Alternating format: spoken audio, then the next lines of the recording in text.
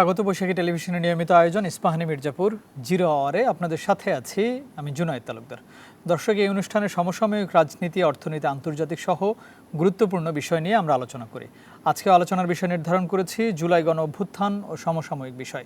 এই বিষয়গুলো নিয়ে কথা বলার জন্য স্টুডিওতে আমার সঙ্গে দুজন অতিথি উপস্থিত আছেন। আমার পাশেই আছেন অ্যাডভোকেট শাকিল আহমেদ, যুগ্ম মুখ্য সমন্বয়ক, জাতীয় নাগরিক পার্টি, এবং আরও আছেন মোস্তফা কামাল, লেখক, সাংবাদিক ও কলামিস্ট। আপনাদের দুজনকে স্বাগত জানাচ্ছি আমাদের আজকের আয়োজনে। প্রিয় দর্শক, আমরা মূল আলোচনায় যাব। তার আগে আজকের বৈশাখী টেলিভিশনের প্রধান শিরোনামগুলো দেখে আসি। ভবিষ্যৎ চ্যালেঞ্জ মোকাবেলায় সব বাহিনীকে সতর্ক থাকার আহ্বান প্রধানমন্ত্রীর। আমি বিশ্বাস করি, সশস্ত্র বাহিনী যদি দেশপ্রেমে উদ্বুদ্ধ হয়ে কঠোর নিয়মবর্তিতা অনুসরণ এবং পেশাদারিত্ব বজায় রাখেন, তাহলে দেশের সার্বভৌমত্ব আর কখনোই হুমকির সম্মুখীন হবে না বলে আমি বিশ্বাস করি, ইনশাআল্লাহ। চতুর্মাত্রিক সশস্ত্র বাহিনী গড়ে তোলা হবে, পিজিআর এর প্রতিষ্ঠাবার্ষিকীতে রাষ্ট্রপতি। দল হিসেবে আওয়ামী লীগের মানবতা বিরোধী অপরাধের তদন্ত চলছে, জানালেন চিফ প্রসিকিউটর। সন্ত্রাস বিরোধী আইন 2009-এর সেকশন 18-এ ইতোমধ্যে ওই 18-র এক প্রয়োগ করে আওয়ামী লীগের সাংগঠনিক কর্মকাণ্ড ইতিমধ্যে কিন্তু নিষিদ্ধ করা হয়েছে। মিলেছে জুলাই বিপ্লবে স্নাইপার রাইফেল ব্যবহারের তথ্য। বর্ষার আগেই ডেঙ্গু মোকাবেলায় বিশেষ প্রস্তুতি চলছে, নিয়ন্ত্রণে হাম পরিস্থিতি, জানালেন স্বাস্থ্যমন্ত্রী। নিশ্চিত করা হবে চিকিৎসকদের সুরক্ষা ও রোগীর জবাবদিহিতা। সাগরে নিম্নচাপ, সমুদ্র বন্দরগুলোতে 3 নম্বর সতর্ক সংকেত। বৈরী আবহাওয়ায় নৌযান চলাচল বিঘ্নিত, জুলাই আগস্টে বন্যার সতর্কতা।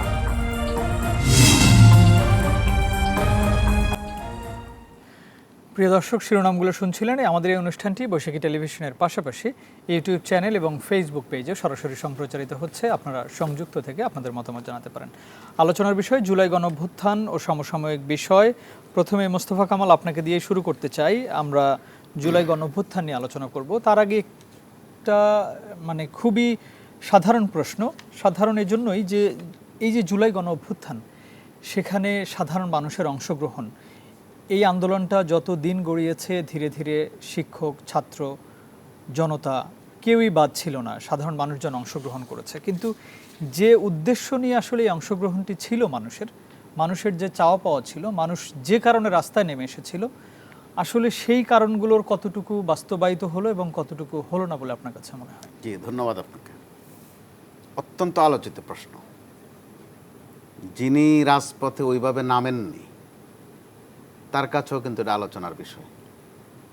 যিনি হয়তো সমর্থন দিয়েছেন, চুপচাপ ছিলেন আশেপাশে, তার কাছে ওটা আলোচিত বিষয় যে আমি কি ওই সময় ভুল করলাম কিনা বা আমি ঠিক জায়গায় আছি কিনা। আবার একটা বিষয় পরিষ্কার করা দরকার উদ্দেশ্যের প্রশ্নে। আমাদের কাছে, আমরা যারা গণমাধ্যমে কাজ করি, তাদের কাছে ছোটোখাটো কিছু তথ্য আছে। 3, 4, 5 এই কয়েকটা দিন আগস্টের 3, 4, 5 এর শেষ দিকে আমরা দেখেছি একটু আড়ালে আবডালে থাকলেও আওয়ামী লীগের কিছু কিছু লোকও চেয়েছে যে এই অপশাসন থেকে মুক্ত হোক দেশটা। হ্যাঁ, আওয়ামী লীগের নেতাকর্মীদের ছেলেমেয়েরা অনেকে মাঠে ছিলেন। অর্থাৎ অতিষ্ঠ হওয়ার যে তীব্রতা বা যে মাত্রা, তারা আওয়ামী লীগ বিদ্বেষী নয়, কিন্তু ওখানে আওয়ামী লীগ এক জিনিস আর অপশাসন আরেক জিনিস। তারা ওই অপশাসনটা থেকে মুক্তি চেয়েছিলেন যে এইভাবে আর চলতে পারে না দেশটা। কারণ জীবন জীবিকা টানা অনেকগুলো দিন কিন্তু নিস্তব্ধ ছিল, বিশেষ করে যারা খেটে খাওয়া মানুষ, যাদের বের হতেই হয়, গুলির মধ্যেও বের হতে হয়, বৃষ্টির মধ্যে বের হতে হয়, রোদে পুড়তে হয়, তাদের কাছে অসহ্য লাগছিল। যে বিষয়গুলো আসে না আলোচনায়, আমরা ছাত্র জনতা বলে ফেলি, তো এই ছাত্র জনতার মধ্যে কিন্তু আরও কিছু প্লাস আছে। শ্রমিকদের একটা বিশাল অংশগ্রহণ ছিল।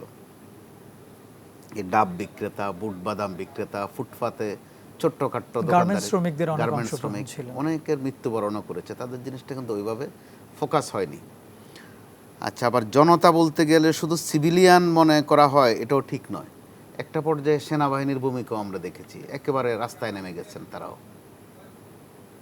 রাস্তায় নেমে যাওয়ার মতো অবস্থা। বিশেষ করে অবসরপ্রাপ্ত সেনা কর্মকর্তা এবং সদস্যরা তো প্রকাশ্যে নেমেছেন সেনানিবাস ঘিরে চারদিকে। অর্থাৎ তারা রাওয়াতে সংবাদ সম্মেলন করেছেন, ওই ক্ষেত্রে মাঠে নেমে মিছিল করেছেন। অর্থাৎ ছাত্র জনতা সেনার একটা অভ্যুত্থান কিন্তু ঘটেছে।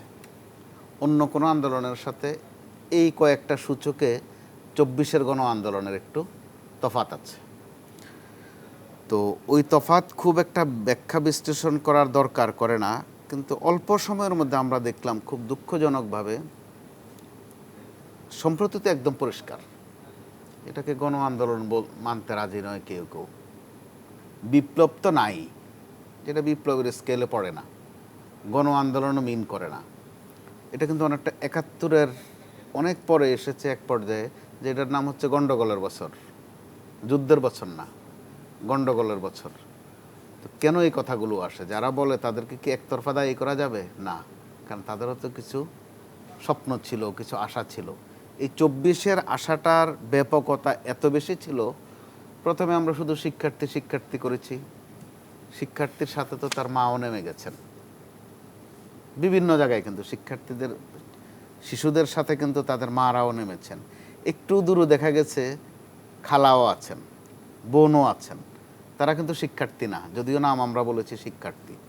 কিন্তু ট্র্যাজেডি আপনি দেখেন, 5 আগস্ট যখন সফল হয়ে গেল, একটা হচ্ছে আবেগের বিষয় আর একটা হচ্ছে বাস্তবতার বিষয়। শিক্ষা বিষয়টা আর প্রাসঙ্গিক থাকেইনি। তো শিক্ষার্থী বলতে বা শিক্ষা বলতে শুধু কাগজ আর কলম না, কিন্তু এখানে অভিভাবকের সংযোগ আছে, শিক্ষকের সংযোগ আছে, প্রশাসনের সংযোগ আছে, বিশাল একটা এরিনা এটার। আমরা দেখলাম যে শিক্ষা নিয়ে কিন্তু আর কোনো কথাবার্তা হলো না, ওখানে নির্বাচন হয়ে গেল মুখ্য। এটাই বাস্তবতা। যেহেতু বিএনপি একটা বড় রাজনৈতিক দল, তারা যেটা চাইবে, মাঠের পরিস্থিতি ওদিকে যাবে, এটাই স্বাভাবিক। আবার রাজনৈতিক দল, এমনই রাজনৈতিক দল তারা কিন্তু বিপ্লবী দল না, তারা বিপ্লবের মাধ্যমে সরকার চলে যাক সেটা তারা চায়নি। আলোচনা হয়েছিল জাতীয় সরকারের, সেটাতেও তারা যায়নি, তারা নির্বাচিত সরকার চেয়েছে। গণতান্ত্রিক প্রথাগত পন্থায় এটাই সঠিক। অল্প সময়ের মধ্যে যারা শিক্ষার্থী আন্দোলনের ফ্রন্টলাইনার ছিলেন, যাদেরকে আমরা যদি নাম উচ্চারণ করি অনেকের নাম বাদও পড়তে পারে, তাই নাম উচ্চারণ না করে বলতে পারি যে ফ্রন্ট ফিগার যারা, তারাও দেখা গেল যে খুব একটা আর কুলাতে পারেনি। আবার তাদের মধ্য থেকেও দেখা গেল যে শিক্ষা নিয়ে কিন্তু কোনো কথাবার্তা নেই। ছিল তো কোটার প্রশ্নে, কি কোটা? তাও সরকারি চাকরি, তাও কোনটা? বিসিএস। দেখা গেল ওইটা আর আলোচনার মধ্যে থাকলো না। এমনকি শিক্ষার্থীদের অনেকে ক্লাসেও আর ফেরত গেল না, আজ পর্যন্তও যায়নি। একটা গণমাধ্যমে খবর এসেছে যে 43% শিক্ষার্থী ঝরে গেছে গত কয়েক বছরে। এটা কিন্তু খুব কষ্টকর তথ্য। আবার ট্র্যাজেডি কি আপনি দেখেন, যে ড্রপ আউট বলতে এডুকেশন সেক্টর একটা কথা আছে, যে ঝরে যাওয়া বা শিক্ষা স্থগিত হয়ে যাওয়া। আমরা দেখলাম যে শিক্ষকও ড্রপ আউট হয়ে গেছেন। কোথায় কতজন শিক্ষক যে এখনও অনুপস্থিত আমরা কিন্তু জানি না। মাত্র গত সপ্তাহে সম্ভবত গোপালগঞ্জ বিজ্ঞান ও প্রযুক্তি বিশ্ববিদ্যালয়ে 17 জন শিক্ষককে পাওয়া যায়নি। এটা বাংলাদেশের শিক্ষা ব্যবস্থার জন্য আপনি দেখেন কত বড় দুঃখজনক ঘটনা। এই বিষয়টাতে যেই শিক্ষার্থীরা ছিলেন, বা এখন তাদের কয়েকজন মাননীয় সংসদ সদস্য আছেন, তাদের নেতারা আছেন, অর্থাৎ আমার যে সহ আলোচক শাকিল আহমেদ, তারা আছেন, তাদের মধ্যে আমরা দেখছি যে শিক্ষা নিয়ে কিন্তু কথাবার্তা নেই, একদম নেই। শিক্ষা বলতে শিক্ষা ব্যবস্থা, শিক্ষার অবস্থা, কারিকুলামের বিষয় আছে, শিক্ষার পদ্ধতি আছে, এই নিয়ে কোনো শব্দমালা নেই, কথাবার্তাই নেই বলতে গেলে। না, এখানে তো শিক্ষা ঠিক আছে, একই সঙ্গে যদি আপনি বলেন দুর্নীতির বিষয় ছিল সেই আন্দোলনের পিছনে, যে সাধারণ মানুষ, আপনার আইন শৃঙ্খলা পরিস্থিতির অবনতি বা মানুষের উপর অন্যায় নির্যাতনের ব্যাপার ছিল, দ্রব্যমূল্যের ঊর্ধ্বগতি ছিল, মানুষের নাভিশ্বাস ছিল, মানুষ কিনতে পারছিলেন না, এই যে আয় বৈষম্য ছিল। কোন কাজটা আসলে এই 2 বছরে আপনার কাছে মনে হয় যে মোটামুটি অনেক দূর এগিয়েছে বলতে বাজার পরিস্থিতিতে মোটামুটি নিয়ন্ত্রণ এসেছে, সেটা স্বীকার করতেই হবে। সেটা অন্তর্বর্তীকালীন সরকার অ্যাটেনশন দিয়েছে, কিছুটা ফল এসেছে। সেটা এই সরকারও কিন্তু সর্বসাধ্য চেষ্টা করছে। এই সরকারটি কিন্তু এক ধরনের কপাল পোড়া টাইপের সরকার। ঠিক রোজা মুখে সরকার গঠন করেছে, রোজার আগের দিন, খুব ক্রুশিয়াল টাইম এটা। রমজানে আমাদের রোজার সবসময় দাম বেড়ে যায়। এই কোন রোজায় দেখবেন আপনি বেগুন নিয়ে, কোন রোজায় পেঁপে নিয়ে, কোন রোজায় ছোলা নিয়ে, তেল নিয়ে, পেঁয়াজ নিয়ে, যে কারণে আপনার মনে থাকার কথা, আমাদের সাবেক প্রধানমন্ত্রী হয়তো রসিকতা করতেন তিনি বেশি বেশি, শেখ হাসিনার কথা বলছি, যে আপনার বেগুনের বদলে কি খাবেন একটা রেসিপি শিখিয়ে দিত, পেঁয়াজের বদলে অন্য কি খাবেন, কাঁচামরিচ কিভাবে করবেন, কাঁঠাল দিয়েও কি কি খাওয়া যায়। এবারও অনেকেই রেসিপি কিন্তু দিয়েছে এই সরকারের মন্ত্রীরা, ওখান থেকে যে মন্দ দিকটা ওইটা তারা রপ্ত করেছে। জি, আমরা রেসিপি রপ্ত করেছেন। তো ওই জায়গায় যে বৈষম্যের জায়গায় যেই অ্যাটেনশনটা ছিল সেটা ওই মাত্রায় কিন্তু নেই। সেটার জন্য সরকারকে দোষারোপ করা যাবে, সরকার দোষ অস্বীকারও করছে না, চেষ্টা করছে, সেটা স্পষ্ট। কিন্তু এই ক্ষেত্রে এনসিপিকে একটু বেশি দায়ী করতে হবে, যে তাদের তো মূল এজেন্ডা ছিল এটা, তাদের সৌন্দর্য ছিল কিন্তু বৈষম্য বিরোধী কথা জি, মালায়। আমরা একটু তাহলে শাকিল আহমেদের কাছ জি। থেকে শুনে আসি। মোস্তফা কামাল, শাকিল আহমেদ, যেটি প্রশ্ন ছিল যে এই যে অভ্যুত্থানটি হলো, সেখানে মানুষের যে আকাঙ্ক্ষা চাহিদাগুলো ছিল, আমি সেটা বলেছি একটু আগে, এবং সেখানে ১.৫ বছরের মতো অন্তর্বর্তীকালীন সরকার ছিল, সেখানে আপনাদের একটা বড় ভূমিকা ছিল সেই সরকারে। তারপরে নির্বাচন হলো, বিএনপি সরকার গঠন করলো, বেশি দিন হয়নি এখনো।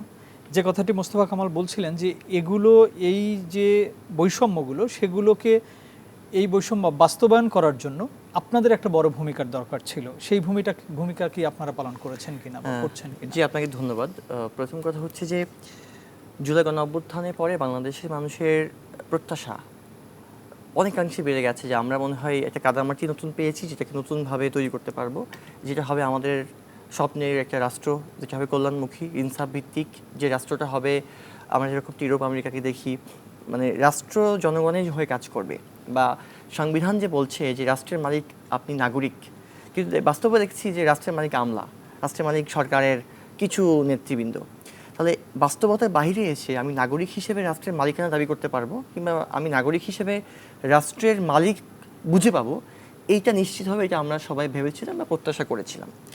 কিন্তু বাস্তবে যেটা দেখেছি যে, দেখুন, যখন অন্তর্বর্তীকালীন সরকার গঠন হলো, এই সরকার গঠনের সময় একটা ভুল আমাদের হয়েছে সবার, যে এই সরকার বিপ্লবী সরকার করলে হয়তো আরও অনেক কিছু ভালো হতো।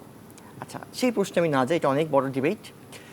দ্বিতীয়টি হচ্ছে, সরকার যখন গঠন করা হয়েছে, সেখানে যাদেরকে পিক করা হয়েছে অ্যাজ আ অ্যাডভাইজার, সেখানে অনেক ভুল করেছে রাষ্ট্র, যার ফলে অ্যাডভাইজাররাও ঠিকমতো ক্যাপাবল না, বা ক্যাপাবল ছিল না, ক্যাপাসিটি ছিল না, যার ফলে তার স্ব মন্ত্রণালয়ে সঠিকভাবে দায়িত্ব পালন করতে পারেনি, যার ফলে যেখানে যাওয়া দরকার ছিল সেখানে সেটা হয়নি। আবার দেখেন, এই সরকারকে ফেল করানোর জন্য নানান মত, নানান গোষ্ঠী লেগেই ছিল। আপনি খেয়াল করে দেখেন, অন্তর্বর্তীকালীন সরকারের ওই 1.5 বছরে প্রায় 1000 খানিক আন্দোলন হয়েছে। তার মানে উনি তো কোনো ভালো কাজ করতেই পারবেন না, আপনি সারাক্ষণ ঝামেলা লেগে আছেন। মানে ধরুন, আপনার বাসায় প্রতিদিন আপনার ফ্যামিলির লোকজন ঝগড়াই করছে, তাহলে আপনি তো আর অফিস করতে পারবেন না। ঝগড়া মিটাতে সারাদিন ঝগড়া মিটাবেন নাকি অফিস করবেন? তার মানে আপনি ডেভেলপ কিছু করতে পারছেন না। প্রবলেমটা ছিল এই রাষ্ট্র ওই সময় যে ডেভেলপমেন্ট কিছু কাজ করবে, নতুন কিছু করবে, এই সুযোগটা ওইভাবে কম পেয়েছে। এক্ষেত্রে আপনি ভাই বলেন যে এনসিপিকে দায়ী করবো, এনসিপিকে দায়ী করতেই পারেন, যেহেতু তৎকালীন সময়ে বৈষম্যবিরোধী ছাত্র আন্দোলনের যে প্ল্যাটফর্মটা ছিল, সেই প্ল্যাটফর্মটার প্রতি মানুষের আস্থা ছিল, প্রত্যাশা ছিল, ভালোবাসা ছিল, স্বপ্নও দেখিয়েছেন। আমরা স্বপ্ন দেখিয়েছি। আচ্ছা, এনসিপি হয়েছে 2025 সালের 28 ফেব্রুয়ারিতে। এর আগে এবং পরে যে দলগুলো বাংলাদেশকে লিড করছে, বড় দল বলে আমরা বলছি, বিএনপি এবং জামাত, আমি তো মনে করি এনসিপির চেয়ে তাদের বড় একটা দায়বদ্ধতা আছে, ব্যর্থতাও আছে।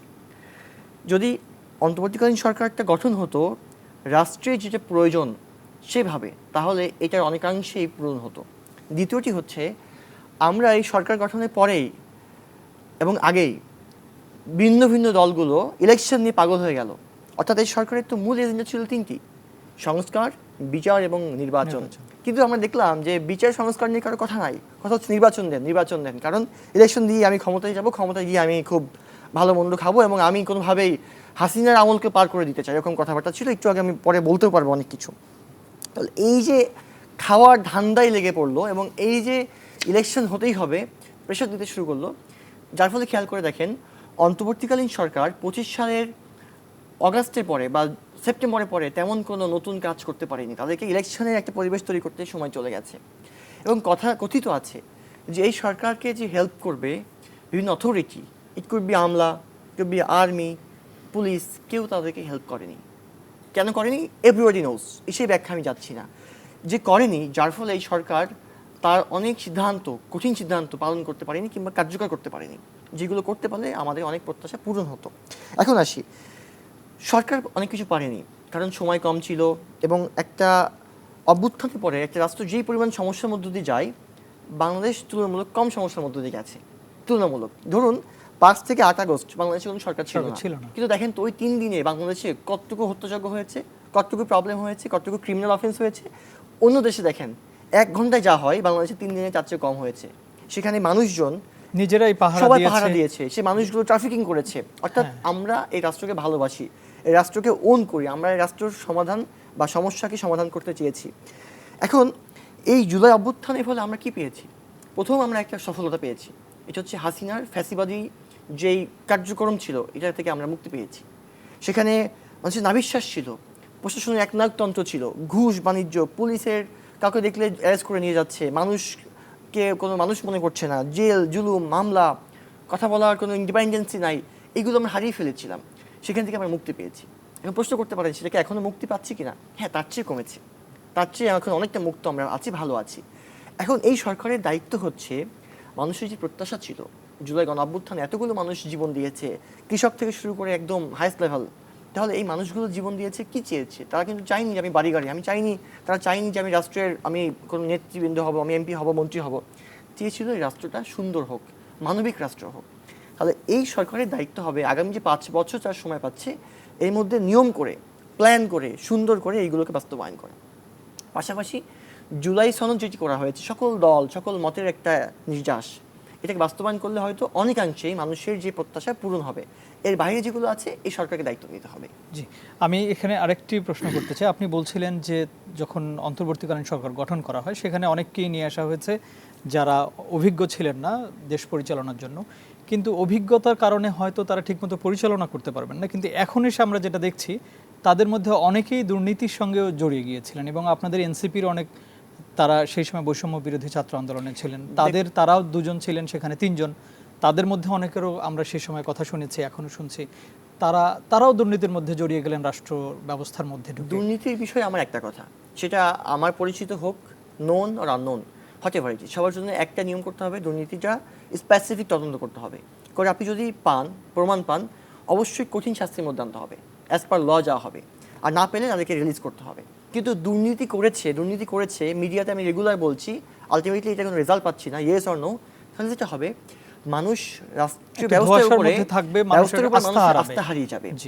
আর আপনি একটা স্পিডি একটা সিস্টেম চালু করেন যে ওকে, অন্তর্বর্তীকালীন সরকারটা যেহেতু মানুষের সকল আস্থার জায়গা ছিল এবং বাংলাদেশের কোনো একটা সরকার যেটা সবচেয়ে বেশি মানুষের রায় নিয়ে গঠিত হয়েছে, এই অন্তর্বর্তীকালীন সরকার, যদি কেউ দুর্নীতি করে থাকে 1 টাকা কিংবা কোনো ক্ষমতার অপব্যবহার করে থাকে, তার তদন্ত করে প্রমাণ সাপেক্ষে তাকে আপনি বিচারের আওতায় সংসদে নিয়ে আসেন। তাহলে স্বরাষ্ট্রমন্ত্রী এটা বলেছেন, প্রধানমন্ত্রীর মাধ্যমে দুর্নীতি দমন কমিশন যেন এটা তদন্ত করে দেখে যে আসলে কি অবস্থা ছিল, যেহেতু কথিত আছে। আমি আরেকটা বিষয় একটু জানতে চাই মোস্তফা কামাল আপনার কাছে, যে আমরা 2 বছর পরেও আমরা এখন এসে কিন্তু আলোচনা করছি এই আন্দোলনের আসলে মাস্টার মাইন্ড কে এবং কারা এই আন্দোলনের সবচাইতে বেশি জায়গায় নেতৃত্ব দিয়েছে বা কাদের অবদান বেশি ছিল। আমরা কিন্তু এটা নিয়ে এখন প্রতিনিয়ত কথা শুনছি, মানে আলোচনা শুনছি, এখনো কিন্তু নির্ধারণ হয়নি যে আসলে বিএনপি বেশি এটার জন্য কাজ করেছে নাকি ছাত্ররা করেছে নাকি জামায়াতে ইসলামী করেছে। এই সময়ে সেই আলোচনাটাকে কতটুকু যৌক্তিক মনে করেন আপনি, এই ক্রেডিট নেয়ার যে বিষয়টা? এটা একটা মৌসুমী বিষয়, যেহেতু জুলাই চলছে, আগামী জুলাইতে হয়তো বা আবারও হবে। তো ক্রেডিট কার্ডের একটা বিষয় তো আছে, এমনিতে আমরা নানান কার্ডের মধ্যে আছি, আন্দোলনের ক্রেডিট কার্ড নিয়েও কথাবার্তা আছে। এই বিষয়গুলো সিদ্ধান্তে আসার অবস্থা থাকে না বা ফয়সালাযোগ্য না। এরপরে যদি আমরা সূচক ধরে এগোই, যদি আপনি দেখেন যে রিস্ক কে বেশি নিয়েছে, দেখবেন যে কাউকে ফার্স্ট সেকেন্ড থার্ড করতে পারবেন না। আমার পাশে যিনি আছেন তিনি সহ যারা ওই সময় এনসিপি নাম ছিল না, শিক্ষার্থী নাম ছিল, তারা যদি আন্দোলন আরও 2-3 দিন টানতে না পারতেন অথবা আরও পরিষ্কার করে বললে শেখ হাসিনা ক্ষমতার থেকে না হটতেন, তাদের কয়জন এই পর্যন্ত জীবিত থাকতেন আল্লাহ মালুম। জামাতের কয়েকজন সংসদ সদস্য আছেন এখন, তাদের মৃত্যুদণ্ডটা বোধহয় এতদিনে কার্যকর হয়ে যেত। বিএনপির বেশ কয়েকজন আছেন, আবার গুম যারা ফেরত আসছেন তারা আসতেন কিনা সন্দেহ ছিল বা আছে। তো ওই রকম একটা জায়গার কথা ভাবলে 3টা পক্ষই মাঝে মধ্যে একটু নফল নামাজ না হোক শুকরিয়া নামাজ মাঝে মধ্যে আদায় করা উচিত, যে তারা কোত্থেকে কোথায় আসছেন, গেল এই দিক। এবার যদি আপনি ধরেন যে কোন মাত্রা কে বেশি এগিয়েছিল, তাহলে আপনি ধরবেন মিছিল লম্বা কাঠটা ছিল, চ্যাপ্টা কাঠটা বেশি ছিল, যে দৈর্ঘ্যে এটা বেশি ছিল, প্রস্থে এটা বেশি ছিল।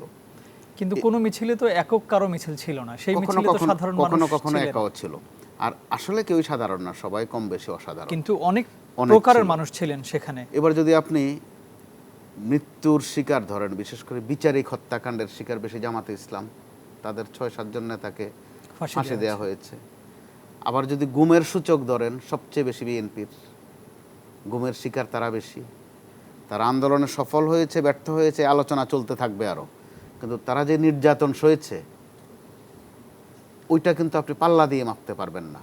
তো এখন হয়তো আপনি বিতর্ক করতে পারবেন যে ধান খেতে বেশি ছিল বিএনপি, পাট খেতে বেশি ছিল জামাত, এগুলোর ফয়সালা হবে না কখনো। এক কথায় মজলুম বলতে যেটা বোঝায়, তারা প্রত্যেকে মজলুম ছিলেন। তো দ্বিতীয়ত এবার যেটা আমি, আমার সহ-আলোচক শাকিল আহমদ বোধ একটু কষ্ট পেয়েছেন যে দায়ী করেছি কেন, যে স্বপ্ন দেখায় তাকে দায়ী বেশি করা হবে। প্রথাগতভাবে আমরা কি করি, যে সরকারের 4 মাস বা 4.5 মাস কেমন চললো, সমান্তরালে কিন্তু প্রশ্ন আসে যে বিরোধী দল কেমন করলো 4 মাস 4.5 মাস, এই প্রশ্নগুলো আসবে। সমান্তরালে প্রশ্ন আসবে যে যারা আমাদেরকে স্বপ্ন দেখিয়েছিল, বৈষম্যের অবসান ঘটাবে বলেছিল, তাদের হাল হকিকত কি? তারা নিজেরা এখন বৈষম্য বিরোধী কোনো অবস্থান নিয়েছে কিনা, নাকি তারাও শুধু একজন মাননীয় হয়েই বেশি সন্তুষ্ট?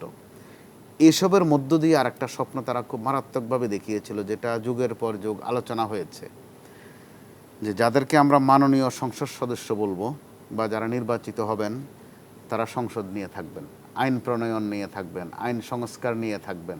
কিন্তু আমরা খুব দুঃখজনকভাবে খেয়াল করছি তারা উন্নয়ন, এলাকার উন্নয়ন নিয়ে আছেন। উন্নয়নের নামে রড কে বরাদ্দ কত নিয়ে আছেন, পেয়েছেন, জি। সিমেন্টের কায় কারবার, ইটের কায় কারবার, এসব নিয়ে তারা আছেন। আরও স্বপ্ন দেখিয়েছিলেন যে তারা গাড়ি নেবেন না, সরকারি গাড়িও নেবেন না, প্লট ফ্ল্যাট তো নেবেন না। কিন্তু এখন দেখা যায় যে তারা আঁকা বাঁকা করে আবার একটু ভাড়া গাড়ি চালাচ্ছেন, ভাড়া গাড়ি চালাবেন। তো তাদের কাছ তো সংসদে তারা তো এই স্বপ্ন দেখিয়েছিলেন যে তারা আইনকে আরও শুদ্ধ বিশুদ্ধ খাঁটি করবেন। তো এখন ক্ষমতার প্রশ্নে, যেটাকে আমরা মসনদ বলি, তো যারা এখন মসনদে আছেন, আমরা তারা, একটু বিরতিতে যাব, আপনি ছোট করে শেষ করেন। আচ্ছা শেষ করে, যারা এখন মসনদে আছেন তারা কিন্তু মসনদের বিষয়ে অত্যন্ত অভিজ্ঞ, অত্যন্ত অভিজ্ঞ। কিভাবে মসনদে যেতে হয়, কিভাবে থাকতে হয়, এটা তারা ভালো জানেন। আর তাদের বিপরীতে যারা আছেন, জামাত সহ এনসিপি, তারা আবার ওই সনদটা ভালো বোঝেন, কারণ সনদটা মসনদের সাথে একটু সংঘর্ষ করে, আর মসনদে বসতে পারলে সনদের কথা খেয়াল থাকে না। তারা আবার এটার ব্যাখ্যাও দিয়েছে বিএনপি, যে এনসিপি এবং জামাত যে আচরণ শুরু করেছিল, যে তারা উপলব্ধি করছিল যে নির্বাচনটাই আরও পিছিয়ে যেতে পারে, যে কারণে তারাও একটু চালাকি চাতুরি করেছে। আবার জামাত অথবা এনসিপি, তাদের মধ্যেও চালাকি চাতুরির বিষয় আছে। তারাও স্বীকার করেছেন যে আন্দোলনের কৌশল হিসেবে তারা এখানে ওখানে একটু গুপ্ত ছিলেন, যে কারণে আপনি খেয়াল করে দেখেন ওখানে গুপ্ত বলা মাত্রই কেউ কেউ দাঁড়িয়ে যান, নাম উচ্চারণ করতে হয় না, দাঁড়িয়ে বলে যে তারা আমরা, নিজেদের ঘাড়ে নিয়ে নেন যে আমাকেই বলেছে, যে আমাকেই বলেছেন, আর আমি গুপ্ত থাকলে থাকছি, আপনিও তো কম থাকেন নাই, আপনি তো বাইরে গিয়েও গুপ্ত থাকছেন। আমরা একটা বিরতি নিয়ে আসি, তারপরে এসে আবার আলোচনা করব। প্রিয় দর্শক, ইস্পাহানী মির্জাপুর জিরোয়ারা নিচ্ছে ছোট্ট একটি বিরতি, ফিরছে কিছুক্ষণ পর।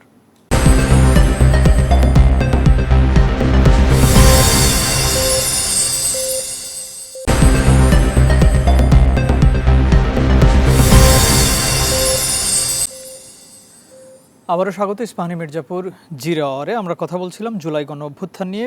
অ্যাডভোকেট শাকিল আহমেদ যেমনটি আলোচনা শুনছিলাম মোস্তফা কামালের কাছ থেকে, আমার এই একই প্রশ্ন যে এই 5ই আগস্ট এই গণ অভ্যুত্থানে কার কতটুকু অবদান, সেই অবদান নিয়ে এখনও আলোচনা হচ্ছে। কে সবচাইতে বেশি ক্রেডিট নেবে সেটা নিয়ে বিভিন্ন দল এবং গোষ্ঠীর মধ্যে আলোচনা হচ্ছে। সেটা কি এই আলোচনাটা হওয়া কতটা যৌক্তিক মনে করেন? যদিও প্রধানমন্ত্রী এবং বিরোধী দলীয় নেতা তিনিও বারবার বলছেন এটা একক কারো অবদান না, এটা মানে সাধারণ জনগণ সবার অবদান এখানে আছে। একই সাথে মোস্তফা কামাল যেমনটি বলছিলেন, আপনারা মানুষকে আশা দেখিয়েছেন, স্বপ্ন দেখিয়েছেন, যারা আইন প্রণেতা হয়েছেন তারা আইন প্রণয়ন করবেন সংসদে বসে, কিন্তু সেটা না করে সেখানেও কিন্তু আমরা দেখছি রড সিমেন্টের আলোচনা হচ্ছে, বরাদ্দের আলোচনা হচ্ছে, ইভেন সেখানে ওভেন কোথায়, সংসদ যে ন্যাম ভবন আছে সেখানে ওভেন ঠিক নেই বা ওয়াশিং মেশিন ঠিক নেই, সেগুলো নিয়ে আলোচনা হচ্ছে। এই জুলাইয়ের যে চেতনা সেটা নিয়ে বা মানুষের যে আকাঙ্ক্ষা, এটা সাংঘর্ষিক কিনা এই বিষয়গুলো? প্রথমে একটু ছোট করে বলবেন যে আমাদের যে অবদান নিয়ে কথা হচ্ছে, যে কার কতটুকু অবদান, সেটা প্রথম কথা হচ্ছে যে অবদান নিয়ে যদি প্রশ্ন করা হয় এটা যৌক্তিক না। ধরুন এই জুলাই আগের কথা বলি, বাংলাদেশে তো ফ্যাসিবাদ বিরোধী আন্দোলন অনেকবার করার চেষ্টা করেছে, বিএনপি জামাত নানাভাবে করেছে। ভাই বলছিলেন যে সবচেয়ে মজলুম বিএনপি এবং জামাত, কোনো সন্দেহ নেই, কারণ তখন তো এনসিপি ছিল না। সো আমরা হয়তো বিএনপি জামাতের কোনো মিছিলে গিয়ে আমরা একসাথে আন্দোলন করেছি, যুক্ত হয়েছি। আমি শেষ একটা বলি যে 2023 সালের 28 অক্টোবর বিএনপি এবং জামাত দু দলই কিন্তু পল্টনে এবং ওই যে দিকে ওই এরিয়াতে মিছিল বিশাল প্রোগ্রাম করলো। বিএনপির সেখানে আমিও নিজেও গিয়েছিলাম, প্রায় 3-4 লাখ লোক তো হবেই ওই দিন। কিন্তু কাকরাইল মোড়ে কয়েকটা ককটেল ফুটানো হলো, নাইটিঙ্গেল মোড়ে। তারপরে কি হলো, বিএনপির মঞ্চে যারা ছিল নেতৃবৃন্দ তারা কোনো রকম দৌড়ে পালালো, মনে হলো এখানে কতটা গুলি করছে। যদি ওই দিন টিকে যেত, যদি থাকতো, তাহলে হয়তো ওই দিন হাসিনার পতন হতো হয়তো। বাট কিন্তু ওই দিন কিন্তু বিএনপি মানুষকে মোটিভেট করে রাখতে পারেনি। খুব দুর্ভাগ্যজনক বিষয় হচ্ছে ওই দিন আমি সহ আরও যারা অনেক লক্ষ লক্ষ মানুষ ঢাকায় এসছে, আমরা তো ঢাকার মানুষ, আমাদের সমস্যা নেই, আমরা রাস্তা চিনে পার হয়ে চলে গেছি, মানে পালায় টালায় দৌড় দিয়ে। কিন্তু যারা গ্রাম থেকে এসছে তারা তো রাস্তা চিনে না, তারা অসহায়ের মতো হাঁটছে, তাদেরকে যে একটু গাইড দিবে যে ভাই এদিক দিয়ে না, এই রাস্তা দিয়ে যান, সামনে পুলিশ নেই, এই মানুষগুলো পায়নি। মানুষ মানে দিক বিদিক ছুটেছে। তাহলে এইরকম গ্যাপ কিন্তু ছিল। এখন দেখুন এই যে আন্দোলনটা কেন সফল হলো, কিন্তু এই আন্দোলনটা ছিল এটা নিরপেক্ষ ব্যানারে, কোনো বিএনপি জামাত অন্য কোনো দলের ব্যানারে ছিল না। এবং সেই ব্যানারে সামনে কাকে দেখেছি আমরা? নাহিদ ইসলামকে দেখেছি, হাসনাতকে দেখেছি, সার্জিসকে দেখেছি, আমরা আসিফকে দেখেছি, তখন বেশি আসিফকে এবং আমরা নাহিদকে দেখেছি। তাহলে এই যে নাহিদের ডাকে মানুষ সবাই চলে আসলো 3 আগস্ট, তখন সব কিছু বন্ধ, রাস্তাঘাট সব বন্ধ, কিন্তু দেখেন কয়েক লক্ষ মানুষ শহীদ মিনারে যুক্ত হয়েছে। সেখানে কিন্তু সকল মানুষ ছিল, একদম কুলি রিক্সাওয়ালা থেকে শুরু করে শিক্ষক থেকে শুরু করে একদম হাইয়েস্ট রিচ পিপল ছিল। কিন্তু আপনি খেয়াল করে দেখেন তখন কিন্তু কোনো দল বলেনি যে এটা আমার, এটা আমার, এটা আমার। আজকে সফল হওয়ার পরে কেন আপনি এটা নিয়ে মারামারি করছেন? কারণ সবাই তো মুসলিম ছিলেন, ভাই বলছিলেন যে নফল নামাজ না পড়ুক, একটি শুকরিয়া নামাজ পড়া উচিত। আমার তো মনে হয় এখন এইটা বাদ দিয়ে মানুষের আকাঙ্ক্ষা নিয়ে কথা বলেন, আমার উপরে কি প্রত্যাশা আছে, কি আকাঙ্ক্ষা আছে, এটাকে সমাধান করা উচিত। এটা না করতে পারলে ক্রেডিট নিয়ে লাভ হবে না। মানুষ কিন্তু এখন অনেক বেশি কনসাস, জনগণ কনসাস। আপনি ক্রেডিট বাজি করবেন, মানুষ এটা নিয়ে দেখবেন, কমেন্টগুলো পড়ে দেখবেন কী পরিমাণ কমেন্ট করে মানুষ আপনাকে ধুয়ে দিচ্ছে। আমাদের নাহিদ ইসলামও বলেছেন যে এই আন্দোলনটা আমার একার নয়, এটা জনগণের সবার। আপনি খেয়াল করে দেখবেন আমাদের যেদিন জুলাই 1 তারিখে যখন রায়েরবাগে আমরা গিয়ে সকল শহীদদের স্মরণে যেদিন আমরা মোনাজাত করলাম, নাহিদ ইসলাম সকল শ্রেণী মানুষকে স্মরণ করেছেন যারা এই আন্দোলনে যুক্ত হয়েছেন, একদম কুলি মজুর রিক্সাওয়ালা থেকে শুরু করে এই সমাজের সবচেয়ে হাইয়েস্ট পিপল যারা যুক্ত হয়েছেন, সবাইকে কিন্তু আমরা ক্রেডিট দিচ্ছি। এই অভ্যুত্থান সবার, অভ্যুত্থান কারো ব্যক্তিগত না, কোনো দলের না, কোনো মতের না, কোনো গোষ্ঠীর না, সবাই মিলে হয়েছে বলে অভ্যুত্থান হয়েছে। দলে হলে যে দলের হতো, অভ্যুত্থান হতো না। এটা হচ্ছে অবদানের কথা বলে। এখন কেউ কেউ বলতে চায় কেন নিজেকে বড় করতে চাই, কিন্তু আপনি বড় হবেন না, আপনি ছোট হয়ে যাবেন। কারণ মানুষ এখন এগুলো বুঝে, মানুষ জানে। আপনি বিদেশ ছিলেন, আপনি দেশে এসে বলবেন আমি বিদেশ ছিলাম বলে আজকে সফল হয়েছে, এইগুলো ভুয়া কথা, মানুষ বিশ্বাস করবে না, এগুলো ভুলভাল কথা। তার মানে আপনি বিদেশ থেকে কি করেছেন? আরামে ছিলেন, আপনি আসলে ওখানে ঘুম ছিলেন না, আপনি ওখানে আরামসে খাওয়া দাওয়া করেছেন ছিলেন। তিনি বলেছেন যে সেখান থেকে তারা এই আন্দোলনটাকে কিভাবে পরিচালিত হবে সেই নির্দেশনাগুলো দিতে কেন ওখানে থাকবেন, কেন হলে হয়তো দেশে আসেন, তারা জেলে থাকতেন, আপনি দেশে আসেন না, দেশে এসে করেন না। তার মানে আপনি বিদেশে, আপনি তো আমরা জানতেন আপনি গুম হয়েছেন। তার জন্য তো বেগম জিয়া প্রেস ব্রিফিং করলো যে আমার সালাউদ্দিনকে ফেরত চাই, না হলে ক্ষতি হবে। তার জন্য সুপ্রিম কোর্টে মামলা করা হয়েছে হ্যাবিয়াস কর্পাসে, তাকে তো পাওয়া যায়নি। অ্যান্ড আই ওয়াজ ডিয়ার, আমি ছিলাম সেই মামলাতে কোর্টে, তো তখন তো তাকে পাওয়া যায়নি, সে গুম হয়ে গেল। তারপরে দেখলাম কি তাকে গুম করে ইন্ডিয়াতে পাওয়া গেল, তারপর একটা মামলা তাকে ইন্ডিয়াতে জেলে রাখা হলো, তারপরে সেখান থেকে বের হলো। বের হয়ে কেন আপনি দেশে আসেন নাই? কেন আপনি কন্ট্যাক্ট করেন নাই? কেন কন্ট্যাক্ট চাইলেই আসতে পারতেন? অবশ্যই পারতেন। কেন তাহলে 5 আগস্টের পর কি করে আসলেন? 5 আগস্টের পরে তো শেখ হাসিনা কি করে আসলেন? উনি চেষ্টা করতেন, একটা বিজ্ঞপ্তি, মানে একটা স্কাইপিতে বা ফেসবুকে লেখালেখি করতেন, বলতেন যে আমি এখানে আছি, আমি আসতে চাই, জনগণ কি। কোনোদিন তো দেখলাম না তার একটা কথা, কোনোদিন তো দেখলাম না তার একটা এটা নিয়ে ভয়েস, কোনোদিন দেখি নাই আমরা। আপনি দেখেছেন কিনা আমি জানি না। তাহলে বিএনপি যে নেতারা জেলে গেলেন, বারবার মার খেলেন, তাহলে উনি ওখানে বসে কেন একটা কথা বললেন না? আজকে সে কীভাবে আপনি ক্রেডিট দাবি করেন? তো ক্রেডিট দাবি করার সুযোগ নেই। ক্রেডিট বাংলাদেশের সবার, মানুষের সবার। যারা এখানে গুলি খেয়ে মারা গেছে, রিয়াগোপ থেকে শুরু করে একদম মুরব্বী যারা মারা গেছেন, তারা কি চেয়েছিল? তাদের ক্রেডিট না দিয়ে আপনি ক্রেডিট নিতে পারেন না। তো ক্রেডিটবাজির রাজনীতি বা ক্রেডিটবাজি করে বড় হওয়ার সুযোগ এই বাংলাদেশে এখন আর নাই। আর ছোট করে যদি একটু বলেন যে সংসদ নিয়ে দেখিয়েছেন আপনারা, সেই স্বপ্নই তো মানুষ বাঁচে। বাংলাদেশের সমস্যাগুলো আমরা অ্যাড্রেস করতে চেয়েছি, এখন অ্যাড্রেস করছি। এই সমস্যাগুলো সমাধান হতে হবে। গতানুগতিক যে রাজনীতি, বুর্জোয়া পলিটিক্সের প্রসিডিউর যেটা আছে, এখানে মানুষকে স্বপ্ন দেখাতে পারে শুধুমাত্র বেসিক কথা বলে, কিন্তু বাস্তবিক স্বপ্ন দেখাতে পারিনি। আমরা চেষ্টা করেছি স্বপ্নগুলো দেখানোর জন্য। ভাই বলছিলেন যে সংসদে আইন না বানিয়ে কেন আপনি রড সিমেন্টের কথা বলছেন। দেখুন, সংসদ সদস্যের যে কাজ হওয়ার কথা ছিল, লেজিসলেচারের যে কাজ, এটি কিন্তু অ্যাবসলিউটলি আপনি করতে পারছেন না। কেন পারছেন না? বাংলাদেশের প্রসেসের কারণে। আপনাকে এমপি বানিয়েছে মানুষ, কেন বানিয়েছে? যে আপনি এই এলাকার উন্নয়ন করবেন। মানুষ মনে করে এমপি আমাকে, আপনি ভোটের সময় বলেছেন এমপি আমাকে আপনি টাকা উন্নয়ন দিবে, করবেন। এমপি আমাকে এসে একটু আমার বাড়ি করে দিবে, এমপি আমাকে চাল দিবে, এমপি আমাকে গম দিবে, নানান কিছু আছে। এখন প্রত্যেকটা এমপির কাছে কিন্তু কিছু স্পেসিফিক বরাদ্দ চাই, গভর্নমেন্ট বরাদ্দ। তাহলে যেটা আপনার কাছে যাচ্ছে স্পেসিফিক বরাদ্দ, আপনাকে টেক কেয়ার করতে হচ্ছে। আর যেগুলো যাচ্ছে লোকাল, মানে লোকাল গভর্নমেন্টের মাধ্যমে, ওইটা কিন্তু এমপির কোনো কাজ নেই। বাট যেটা এমপির কাছে যাচ্ছে, এমপির ঐচ্ছিক টাকা, এমপির কাছে একটা ফিক্স বরাদ্দ, কিংবা এমপির কাছে একটা কোনো স্পেসিফিক টিয়ার টাকা যাচ্ছে, সেগুলোতে অ্যাজ এমপি আপনাকে টেক কেয়ার করতে হবে। তা না হলে তো এটাকে আবার দুর্নীতির মধ্যে চলে যাবে, এটাকে মিস ইউজ হয়ে যাবে। এটা করা দরকার আছে। ভাই বলছিলেন যে প্লট নেবেন না, গাড়ি নেবেন না, এখন অনেকেই চাচ্ছেন। আমি মনে করি যে প্লট নেওয়া বা গাড়ি নেওয়াটা খুব অযৌক্তিক না, আমি ব্যক্তিগতভাবে মনে করি। কেন অযৌক্তিক না একটু বলি। ধরুন এটা দুভাবে হতে পারে। আমাদের হাসান আবদুল্লাহ বলছিলেন যে একটা কাজ করা যেতে পারে, যে গাড়ি তো দিতে পারেন গভর্নমেন্টের গাড়ি, সরকারি গাড়ি ইউজ জি। করবে। একজন এমপি কিন্তু 70,000 টাকা পায় তার গাড়ি মেনটেন করার জন্য। আপনি যদি এই টাকাটা না দিয়ে বা এটা অর্ধেক করে দিয়ে যদি আপনি গভর্নমেন্টে একটা গাড়ি দেন, যে আপনি এমপি যদি আছেন ততদিন আপনি ইউজ করবেন। না, আবার একটা গাড়ি কিনতে হবে না গভর্নমেন্টকে অনেক টাকা দিয়ে? আমি বলছি, আসছি। আপনি কি ইউনোর জন্য গাড়ি কিনছেন না? কিনছেন ইউনো কিনা? তো সরকারি চাকরি করে, ইউনোর জন্য তো এমপি তো লাইফ টাইম থাকবে এমপি বাংলাদেশে। তো এলাকায় গিয়ে তার এত কাজ নেই না যে না, সে এমপি স্থানীয় তো পর্যায়ের কাজ এলাকায় করবে। না, এমপির কোনো ব্যক্তিগত কাজ আছে এবং না? এমপি তো আপনারা পুরো কিন্তু 5 অফিস বছর। চেয়েছেন সেখানে উপজেলা আমরা পর্যায়ে সবার আপনাদের জন্য চেয়েছি। সবার জন্য জি। তাহলে একটা এমপির সেই গাড়ি কেন অফিসে দরকার? নিয়েছেন। ধরুন একটা এমপিকে যদি আপনি গভর্নমেন্ট গাড়ি দেন, যে ভাই আপনি এমপি যদি আছেন আপনি এই গাড়িটা ইউজ করবেন, এমপি শেষ এই গাড়িটা আবার না, নতুন এমপি এসে এই গাড়ি ইউজ করবে, তাহলে আপনি কম দামে গাড়ি দেন, প্রয়োজনে সমস্যা তো নেই। না, এটা তাহলে প্রতি বছর বরাদ্দ বাড়বে, তাহলে অনেক যেটা হবে না, দামি গাড়ি হবে, এটা প্রতি উপকার বছর আছে, কিনতে হবে। একটু উপকার আছে। উপকার কিছু নেই, তাহলে ওই ব্যক্তি দুর্নীতি করে কিংবা অন্যভাবে গাড়ি কেনার চেষ্টা করবে না, তুমি গাড়ি পাওয়ার চেষ্টা করবে না, কারণ সে গাড়ি পাচ্ছে গভর্নমেন্টের, এবং গভর্নমেন্টের গাড়ি এটা তার ব্যক্তিগত গাড়ি হচ্ছে না। দ্বিতীয়টি হচ্ছে একজন এমপির, যেটা বলতেন ভাই ওভেন বা আরো অন্যান্য বিষয়গুলো নিয়ে, দেখেন এটা নিয়ে তো কথা হয়েছে, এটা নিয়ে আমি আর কথা জি, না বলি, জি, এটা উনি পার্সোনালি বলেছিলেন, আমরা প্রবলেম একটু- কথা বলবে। বাট আমি মনে করি এমপি হচ্ছে বাংলাদেশের হায়েস্ট পজিশন, যিনি আইন তৈরি করছেন, মানুষের নিয়ে কথা বলছেন। তাকে অবশ্যই আইনের বিষয়ে জ্ঞান রাখা এবং মানুষের জন্য যা প্রয়োজন, আইনের নলেজ, আইনের এক্সপ্লেনেশন করতে হবে, যে আইনটা মানুষের জন্য উপকারী জি, হবে। ধন্যবাদ। পাশাপাশি আমরা একটু জনগণকে নিয়ে মোস্তফা কাজ করতে জি, হবে। মোস্তফা কামাল যেটি বলছেন, স্বরাষ্ট্রমন্ত্রী একটু গতকাল যে যোগ কথাটি করতে চাই। বলেছেন, হ্যাঁ আপনি বলবেন। সামান্য বিষয়। জি বলেন। একদিকে বলছেন এমপি হচ্ছেন হাইয়েস্ট পজিশন, জি, আবার মহোদয় আবার ইউএনও পর্যায়ে যাইতে চান। কি যে ইউনো সাংঘর্ষিক গাড়ি ইউজ গাড়ি। করছে, না না, করতে- ইউনো পর্যায়ে যেতে চাচ্ছি ওইটা গাড়ির বলছি না। প্রশ্নে। না, গাড়ির প্রশ্ন দেখেন, শুধু ইউনো কেন, গাড়ি তো সচিবও ইউজ করে, আচ্ছা। গাড়ি তো মন্ত্রী ইউজ করে, জি, গাড়ি তো প্রধানমন্ত্রী ইউজ করে। ওই তাহলে সময় যখন আপনি- স্বপ্নগুলো দেখিয়েছিলেন তখন যদি একটু ভেঙ্গে চুরে বলতেন যে আমাদের কিন্তু পরে আবার কথা আছে, কিছু কিন্তু দিব, কিছু যদি দিব, কিছু তবে দিব কথার সাথে, অর্থাৎ একটা চাতুরি তখন থেকেই কিন্তু রয়ে গেছে, যেটা আমরা এই চাতুরিটা ঐকমত্য আপনি মনে কমিশনে- করেন কিনা যে এনসিপির যারা সংসদ সদস্য হয়েছেন এবং জামায়াতে ইসলামেরও যারা আছেন, তারা চাইলে এটা চেষ্টা করতে পারতেন যে এই প্রথাটাকে একটু পরিবর্তন করার অবশ্যই জন্য? পারতেন, সুযোগ সব সময় আসে না। আমরা গ্রাম বাংলায় বলে যে ভালো হইতে পয়সা লাগে না, ভালো হইতে কি লাগে, মৌসুম লাগে।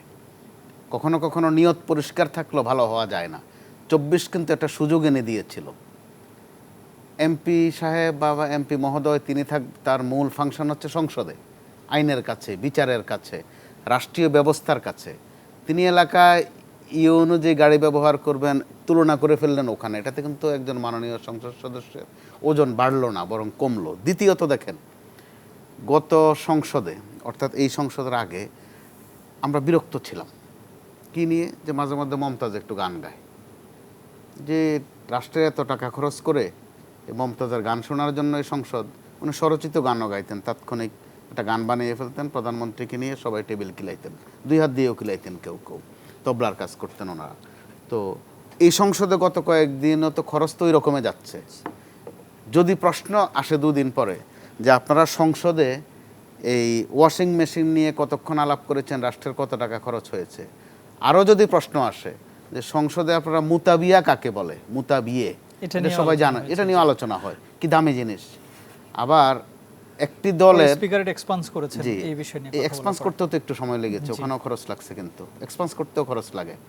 আচ্ছা, কোন নেতা কার সাথে পরকীয়া করেছেন, এরপরে ভ্রূণ নষ্ট করেছেন, এটা নিয়েও মাশাল্লাহ দীর্ঘ আলাপ হয়েছে সংসদে। তাহলে সংসদে আমরা কোথায় নিচ্ছি?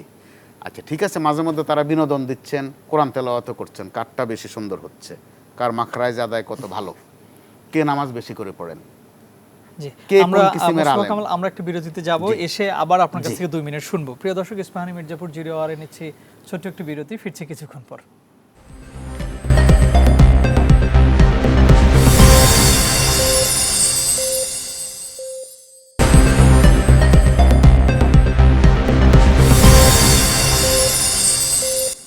আবারও স্বাগত ইস্পাহানী মির্জাপুর জিরো আওয়ারে। আমরা কথা বলছিলাম জুলাই গণ অভ্যুত্থান নিয়ে। মোস্তফা কামাল, আপনার কাছ জি। থেকে আরো একটু শুনে তারপরে যেতে চাই অ্যাডভোকেট শাকিল আহমেদের কাছে। এই জুলাই গণ অভ্যুত্থানে যে লোকজন মারা গিয়েছে, বিভিন্ন পর্যায়ের লোকজন, শিশুসহ অনেকে, প্রায় 1400, জাতিসংঘের যদি আমরা হিসেবটা ধরি তাহলে 1400 মানুষ সেখানে মারা গিয়েছেন এবং প্রায় 20,000 বা তারও বেশি লোকজন আহত হয়েছেন বিভিন্নভাবে। এই লোকজনদের যারা শহীদ পরিবার এবং আহত হয়েছেন তাদের অনেকেরই খোঁজ খবর এখন আর নেওয়া হচ্ছে না। এটা নিয়ে অনেকে অভিযোগ করছেন, বিভিন্ন জায়গায় বিভিন্ন মন্ত্রণালয়ে যাচ্ছেন অথবা এনসিপির নেতাদের সঙ্গে যোগাযোগ করছেন। অনেকেরই অভিযোগ যে খুব একটা কারো কাছে গিয়ে তেমন কোনো তারা আশ্রয় পাচ্ছেন না। কারণ এমনও আছে, এমন পরিবারের একজন হয়তো যিনি কর্মজীবী ছিলেন তিনি নিহত হয়েছেন বা আহত হয়েছেন, তার পরিবারটি চলছে না, সেই বিষয় নিয়ে আক্ষেপ অনেক। জি, এই আক্ষেপ মিটবার মতো নয়, ক্ষতিটা অপূরণীয়। তো ক্ষতিপূরণ শব্দটা এখানে কিন্তু মানায় না, কারণ এখানে কি দিয়ে পূরণ করবেন? যারা মরে গেছেন তারা হয়তো বা একটা, আমরা যুক্তির খাতির বলে যে উপরওয়ালার বিধান, হায়াত মত আল্লাহর হাতে, এটা বলে একটা সান্ত্বনা দেই। খুবই কষ্টে আছে যারা আহত অবস্থায় এখনো কাতরাচ্ছে, বিভিন্ন জায়গায় চোখ নেই, কারো পা নেই। তো তাদের যন্ত্রণাটা ওই পরিবারটা সবচেয়ে বেশি বোঝে। কিন্তু তাদের এই যন্ত্রণাটার মধ্যে আমরা ইদানিং কিন্তু ভাগাভাগি দেখি। অর্থাৎ জুলাই চেতনার মধ্যে একটা জাতীয়তাবাদী চেতনা, একটা জামাতি চেতনা। তো একসময় 71 নিয়ে এই কাণ্ডকীর্তিগুলো হয়েছিল, শেরদরে বিক্রির মতো অবস্থা হয়ে গিয়েছিল, দোকানদারি রীতিমতো। তো সেটার পরিণতি কিন্তু আওয়ামী লীগ ভোগ করেছে, হয়তো সুবিধাও নিয়েছে দীর্ঘদিন, পরিণতিও ভোগ করেছে। তো এই জুলাইয়ের তো একদম টাটকা বিষয় এই প্রশ্নে, গ্রাফিতিগুলো এখনও আছে বিভিন্ন জায়গায়, রক্ত লেগে আছে কোথাও কোথাও। তো এটা মোটে আকাঙ্ক্ষিত নয়। স্বজনদের যে বিলাপ, সেটা নিয়েও আমরা এক ধরনের রাজনীতি দেখছি, এটা মোটে প্রত্যাশিত নয়। বিশেষ করে আপনি যখন সংখ্যা ধরে টান দেন, সংখ্যা বিএনপির দিক থেকে বেশি আসে, তারা তখন সেটাকে জাতীয়তাবাদী জুলাই করে ফেলে। এইভাবে জাতীয়তাবাদী জুলাই, জামাতি জুলাই করতে করতে জুলাইকে রীতিমতো ঝুলাই দেয়া হয়েছে, ঝুলে ফেলা হয়েছে। এটা দুটি দলের কেউই এ থেকে কিন্তু খুব একটা মুক্ত নয়, এটা প্রত্যাশিত ছিল না। ওই জায়গায় আপনি খেয়াল করে দেখেন, এই সুযোগটা নিচ্ছে কিন্তু যারা বিতাড়িত হয়েছে তারা। আপনি এখন জুলাইতে কার ক্রেডিট বেশি, কার শ্রম বেশি, ঘাম বেশি, এসব বলছেন। দুদিন পরে যদি আপনারা যেই তরিকায় কথা বলছেন, এই তরিকায় শেখ হাসিনা দাবি করে যে জুলাইতে সবচেয়ে ক্রেডিট বেশি আমার, যুক্তি যে আমি এত উৎপাত না করলে তো জুলাই হয় না, তাহলে ক্রেডিট তার বেশি। ঠিক একই সমান্তরালে দুদিন পরে বলে যদি আমি পালাই নাই, তো আপনি কোথায় ছিলেন? যে আমি তাহাজ্জুদ পড়তে গেছি, অথবা আমি হিজরত করতে গেছি। হিজরত তো ইসলামে আবার বৈধ, খুব স্বাভাবিক কাজ, এই কাছেই তো গেছি, হিজরত করতে গেছি। নমুনা কিন্তু ওইটাই দেখা যাচ্ছে। এখন পর্যন্ত আওয়ামী লীগের পক্ষ থেকে ভুল করেছে তারা, এটা কিন্তু তারা স্বীকার করেনি। এরপরে না ক্ষমা চাওয়ার প্রশ্ন।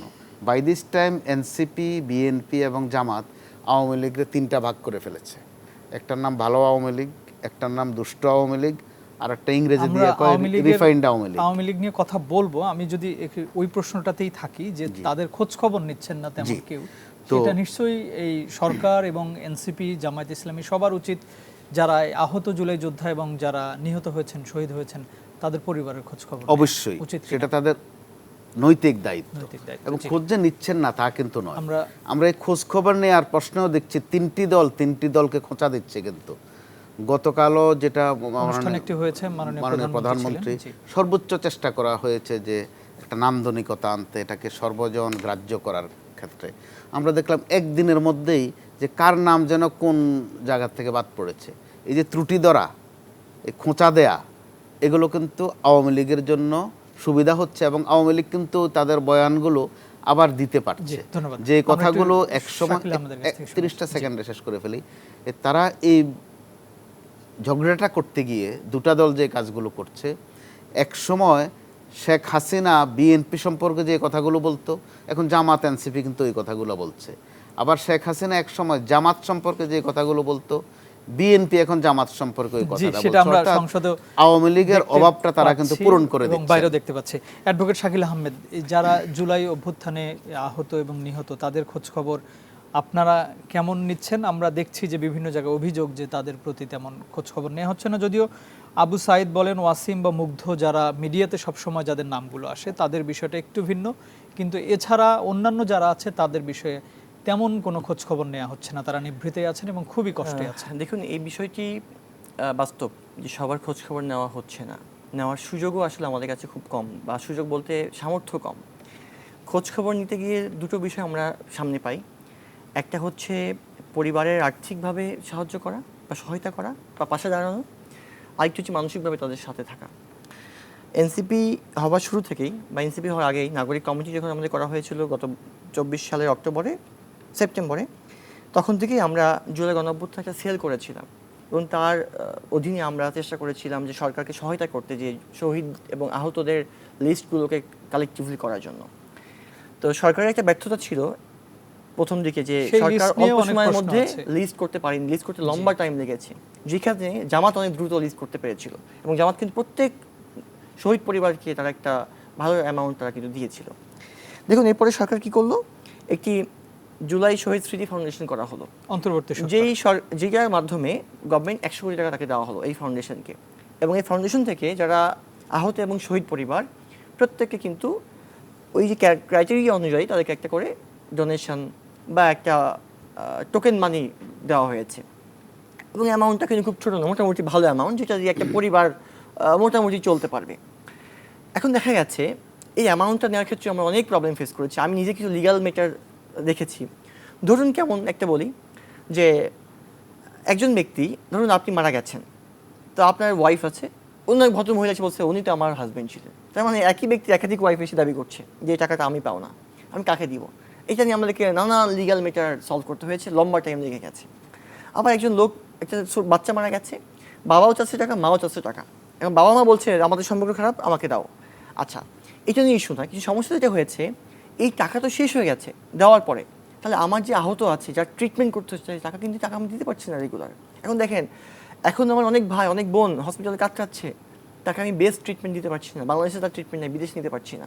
আমাদের কাছে এরকম রেগুলার আসে, আমরা অসহায়ের মতো তাকিয়ে থাকি, আমাদের চোখ দিয়ে পানি পড়ে, কিছু বলতে পারি না, কারণ ওই ভাই এবং ওই বোন তো কিছু চাইনি দেশের জন্য, তারা চেয়েছিল রাষ্ট্র সুন্দর হোক, তার আজকে পা নেই, হাত নেই, চোখ নেই, কিংবা বুকের ভিতরে এখনো বুলেট পড়ে গেছে। এই রাষ্ট্র পারেনি তাদেরকে ঠিকমতো ট্রিটমেন্ট করতে। এখন যেটা করতে হবে, আপনি দেখবেন যে এই জুলাই শহীদ স্মৃতি ফাউন্ডেশন কিন্তু এখন আর তাদের বেতন দিতে পারছে না তাদের কর্মীদের, মানে যারা চাকরি করছে, বিকজ অফ তার কাছে কোনো টাকা নাই। তাহলে যেই আমার ভাই বোন শহীদ কিংবা আহত পরিবার টাকা পায়নি, তার টাকা দেওয়ার ক্ষমতা তার কাছে আর নেই। তার মানে এই ফাউন্ডেশনকে গভর্নমেন্টকে পেট্রোনাইজ করে গভর্নমেন্ট, নন গভর্নমেন্ট, পাবলিক সবার একটা অংশগ্রহণ নিশ্চিত করতে হবে।